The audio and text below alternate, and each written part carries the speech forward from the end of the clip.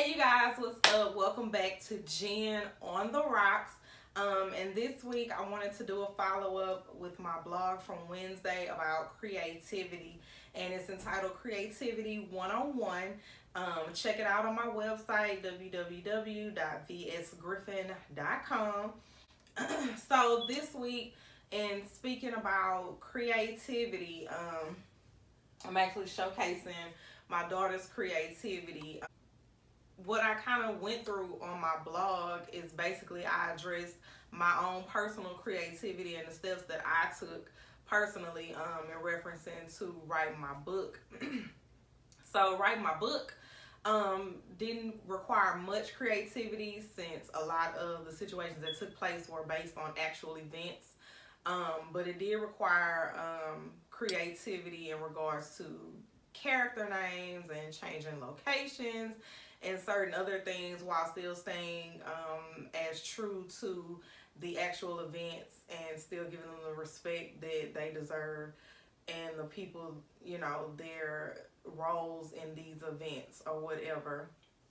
But also, what did require some creativity on my part is that now that the book is finished and published, the marketing is what requires creativity on my part. I had to figure out how to market it, the genre that would be most beneficial to my book. I also had to figure out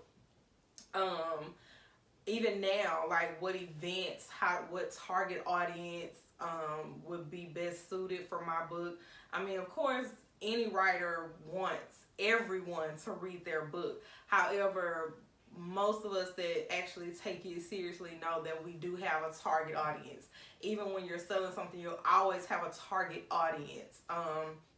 And like right now, I know what my particular target audience may be. I prefer to target those who are having difficulties facing, life's challenges, and those who have contemplated suicide. Because it's not a self-help book, and yes, it is written as a fictional novel. But the main character experiences a lot of trials and tribulations and a lot of challenges. And so I kind of used the main character, for those that don't know, is based upon me. And so I kind of use my own processes and how I resolve certain issues in my life. I believe in Jesus Christ. That's my belief. I'm not one of the people to try to sell you on my beliefs, but I will speak on what worked for me, and hopefully what works for me will help someone else, because at one time, I was suicidal. Getting back to being creative with marketing, because I consider my book to be of a self-help nature to a certain extent. I mean, of course it's for entertainment, but I also want people to see between the lines and see beyond the actual event and actually use or apply the methods that I use in regards to their lives. Like if you're at a point in life where you're experiencing a lot of challenges back to back to back to back, because it happens. It's like you feel like your life is on a downward spiral. Well, it's okay to talk. I grew up in an era with parents that, are from the old school, and it's like you don't talk about what's bothering you, you don't cry about it, you hold it in, and you just, redirect the energy, so to speak. Well, sometimes you aren't able to redirect the energy. And sometimes you need to vent, you need to talk. And so at the point in time in my life, I was at a point when my son died that I didn't have anyone to talk to.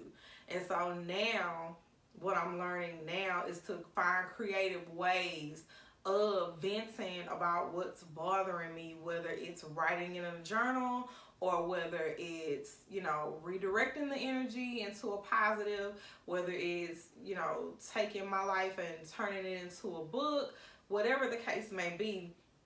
You always have creative outlets. It's just a matter of sitting down and figuring out what you're really, really good at and taking that and finding creative ways to make it work for you. If your focal point becomes helping others, then eventually the money will come, because at that point you've tapped into your lane. You found what works best for you.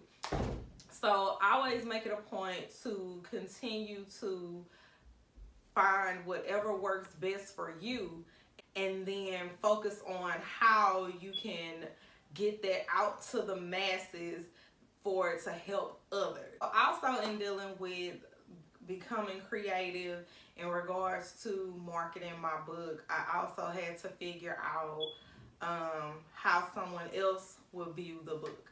And then another thing is that, like once upon a time in life, I had another business, and at that time, business 101 was keep your personal and your business life separate.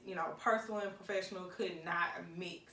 Well, at this point in life, and in this genre, with being a published author now, I have found that I have no choice but to merge the personal with the quote unquote professional, because I have to be me. I have to stay true to who I am, because I think trying to be a author, or what's perceived as a professional author, is kind of stiff, approachable.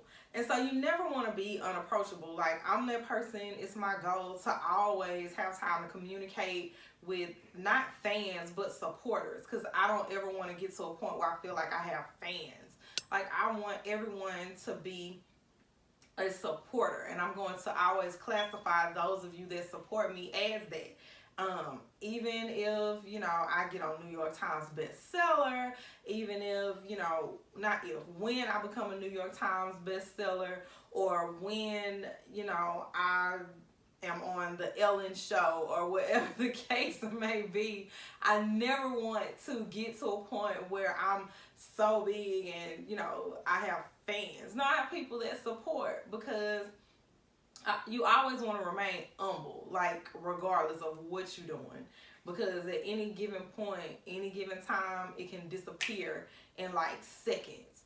So that's another part of being creative, is staying true to who you are.